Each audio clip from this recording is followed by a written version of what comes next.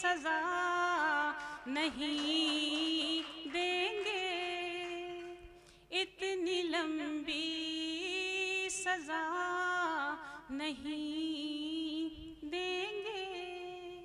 के मुख्य अतिथि, और मैं तो ये कहता हूँ कि वो जहाँ जहाँ जिलाधिकारी रहे या बड़े पदों पर रहे, अगर 10-20 जिलाधिकारी ऐसे हो जाएं तो हिंदुस्तान की काया आज भी पलट सकती है, जैसा अखिलेश मिश्र ने।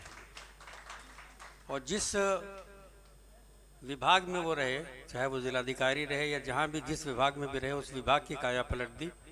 और इतना अपडेट विभाग उनका रहा है। वो आईटी में रहे तो पूरा नीचे से ऊपर तक सब कुछ नया कर दिया। कोई चोरी नहीं कर सकता, कोई बेईमानी नहीं कर सकता। तो ऐसे ईमानदार और ऐसे नेक, और जाहिर सी बात है ये नेकी और ईमानदारी सिर्फ इसलिए है कि उनके दिल में एक साहित्यकार बैठा हुआ है, और साहित्यकार कभी झूठ नहीं बोलने देता। मैं चूँकि आज हमारे वो मुख्य अतिथि हैं, हमारे दोस्त हैं, छोटे भाई की तरह हैं, तो उन पर पूरा अधिकार है मेरा। मैं उनसे दरख्वास्त कर रहा हूँ कि वो आएँ और नुसरत अदीक़ पे अपने ख़यालात, अपने विचार रखें, और उसके बाद फिर हम दूसरा सेशन शुरू करेंगे शायरी का, जिसमें सदर मोहतरम वफ़ा साहब और तमाम जो हमारे इंटरनेशनल 5 शायर हमारे यहाँ बैठे हुए हैं, जो सब अंतर्राष्ट्रीय हैं। और आज की इस बज़्म की ये खूबी है कि इसमें 5-5 इंटरनेशनल पोएट आपके शरीक हो रहे हैं। वक्त की कमी से कम लोगों को बुलाया, वरना 10-5 और आ सकते थे। वेलकम कीजिए डॉक्टर अखिलेश मिश्र, IAS विशेष सचिव परिवहन। बहुत बहुत धन्यवाद कलीम साहब। कलीम साहब का बड़प्पन गोरखपुर को हासिल है, इस देश को हासिल है, सारी मानवता को हासिल है, अपने आप में बहुत बड़ी बात है। एक बार कलीम साहब के लिए ताली बजाइए, क्योंकि पुस्तकों का सामने आना बड़ा कठिन काम होता है।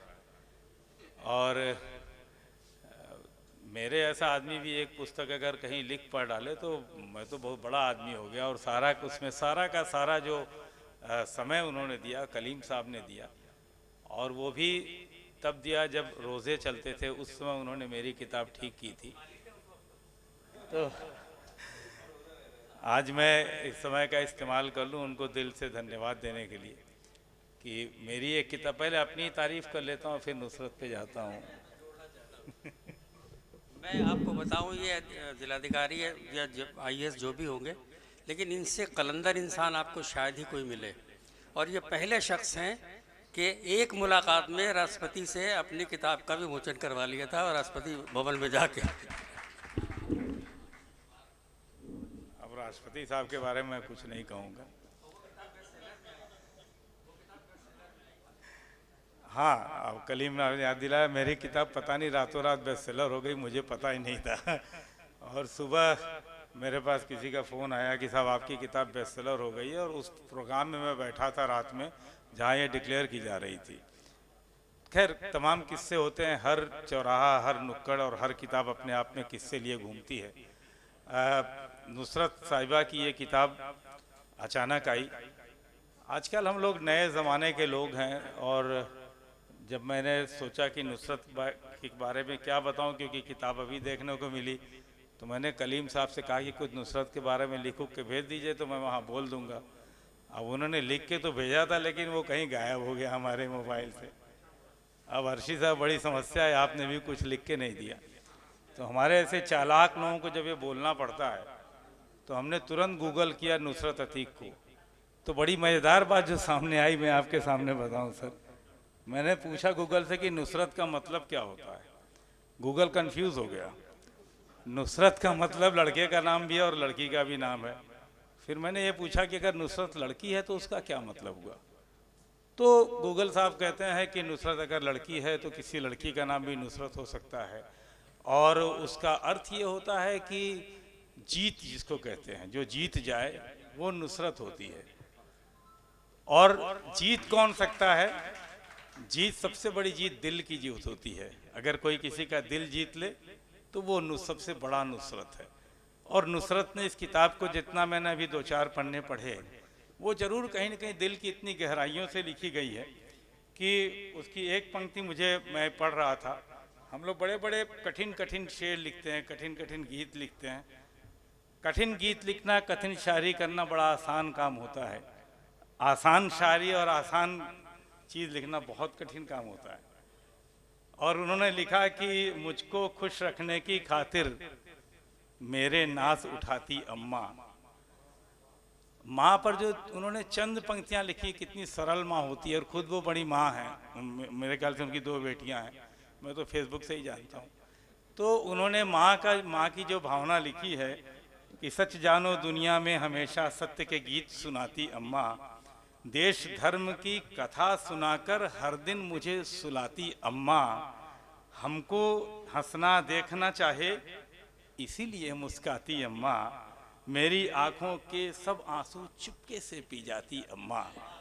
ये लिख देना अपने आप में नुसरत को परिभाषित कर देता है। और अगर नुसरत का एक और बड़ी विचित्र सी बात है कि नुसरत का जो, जिसको हम ज्योतिषी में कहते हैं, हिंदी की ज्योतिषी में, कि कौन सा नंबर आपको सूट करता है, तो नुसरत को 2 नंबर सूट करता है। मैं गलत नहीं कर रहा हूँ, गूगल करके देख लेना।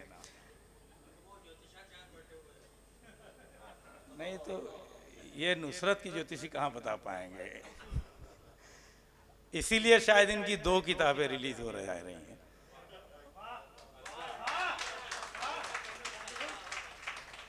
और नुसरत उसमें अकेली नहीं है, नुसरत के साथ अतीक भी लगी हुई है। अतीक का मतलब होता है पुरानी। तो अगर नुसरत की छवि आप खड़े होकर देखिएगा कि न तो वो नई लगेंगी न पुरानी लगेंगी, देखने वाले का जो नज़रिया है वैसी लगेंगी। और नुसरत में उनके जो पतिदेव शामिल हैं, वो आप दूसरी नुसरत को मान लें, मिस्टर नुसरत उनको हम कह सकते हैं। और वो सलाम कर रहे हैं। इनके बारे में एक शेर कहा जा सकता है कि अब मैं समझा तेरे रुखसार पे तिल का मतलब, दौलते हुस्न पे दरबान बिठा रखा है। इनके चेहरे के भी 2 परिभाषाएं हो सकती हैं। तो नुसरत अतीक जी और उनके परिजन यहाँ बैठे होंगे, मैं पहचान तो नहीं रहा हूँ। जो भी लोग हैं सभी को मैं बहुत बधाई दूंगा। नुसरत को बधाई दूंगा कि तुमने एक बहुत अच्छी किताब लिखी।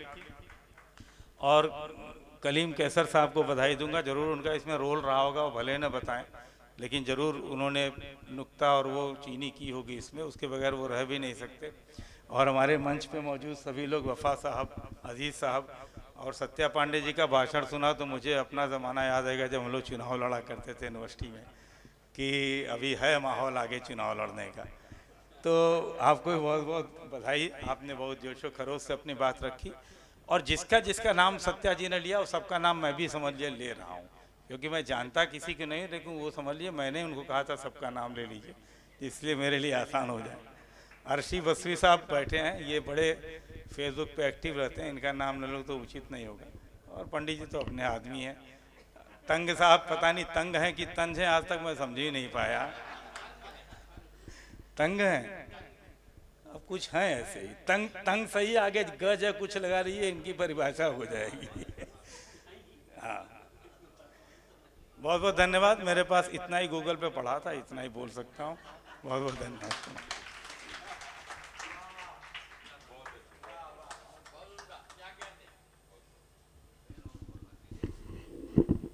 अभी अखिलेश जी ने बोलते बोलते, ये इधर हमारे बैठे हुए हैं डॉक्टर अनिल चौबे, संस्कृत में PhD हैं। पहले जब कवि सम्मेलन में नहीं थे, आजकल तो ये बहुत महंगे कवि हैं, 1 लाख रुपए लेते हैं, 1 लाख से ज़्यादा ही लेते हैं। कम से कम 15-17 बार ये विदेश जा चुके हैं, दुनिया के किसी कोने में। ये हैरत की बात है कि मुशायरे में अनिल चौबे को बुलाया जाता है। उसकी वजह यह है कि लोगों के बीच से हंसी गायब हो गई है। तो अनिल चौबे की सिर्फ आप गुफ्तगू सुनते रहें, कविता और रचनाएं न सुने, वो अलग चीज़ है, लेकिन सिर्फ बात सुनते रहें तो आपको लगेगा कि हम जिंदगी की मिसाल दे रहे हैं। तो अनिल चौबे ने अभी एक बहुत बड़ा आयोजन कराया काशी विद्यापीठ में, नुसरत को उसमें बुलाया था और वहाँ बहुत कामयाब भी रही। वो वाइस चांसलर जो साइंस का आदमी है, वो 5 घंटे बैठ के कवि सम्मेलन सुन रहा था। कवियों की आदत होती है कि जब वो संयोजक यानी कन्वीनर जब उससे बातें करता है तो वो बार्गेन करना शुरू कर देता है, 50 लेंगे, 60,000 लेंगे, 70 लेंगे। एक कवि से इन्होंने कहा कि देखो हिंदू हो, शराफत से हमारी बात सुन लो, वरना क्या फ़ायदा, तुम ज़िंदगी में नहीं आओगे तो लोटे में भर के आओगे बनारस में, इसके अलावा और कुछ नहीं कर सकते हो। तो इस तरह के बहुत से लोग हैं, आप उन्हें सुनेंगे। मैं ये चाहता हूँ कि शायरी का सेशन हम शुरू कर दें और समय से हमें ख़त्म भी करना है। मैं सबका शुक्रिया अदा करूँगा, आप हजरात इस माहौल में आए, इस वातावरण में आए कि बहुत अच्छा लगा मुझे। रफ्ता रफ्ता जैसे जैसे मेरी नज़र लोगों पे पड़ती जाएगी, क्योंकि थोड़ा सा शुरुआत में हम थोड़ा गड़बड़ हो गए, तो पूरी देश दुनिया में साहित्य में क्या हो रहा है, अदब में क्या हो रहा है, उर्दू और हिंदी में क्या हो रहा है, अगर कोई एक शख्स जानता है तो वो अदब का गूगल है डॉक्टर अफरोज़ आलम। पूरी दुनिया में कुछ भी हो रहा हो, कहीं भी हो रहा हो, और कम से कम 30-35 ऐसे लोग हैं हिंदुस्तान में जिन्हें मैं जानता हूँ कि वो जब वो सऊदी में थे या जब वो कतर में थे या जब वो कुवैत में थे तो हिंदुस्तान से लोगों को उन्होंने बुला के मुशायरों में वहाँ रोशनास कराया और उनकी पहचान बनाई। इत्तेफाक से मेरी दावत पर, नुसरत की दावत पर जनाब डॉक्टर अफरोज़ आलम जो कि आजकल इंडिया में थे, वो कोविड की वजह से वो नहीं जा सके, तो मेरे बीच है। मैं ये चाहता हूँ कि हमारे पास शायरों को भी एहसास रहे कि वक्त की कमी है और नाज़िम को भी। तो मैं उनसे दरख्वास्त कर रहा हूँ आप सबकी ज़ोरदार तालियों में आप उनका इस्तकबाल करें। डॉक्टर अफरोज़ आलम आज के इस कार्यक्रम की, इस प्रोग्राम की निज़ामत करेंगे। मैं उनसे दरख्वास्त कर रहा हूँ कि तशरीफ़ लाएँ।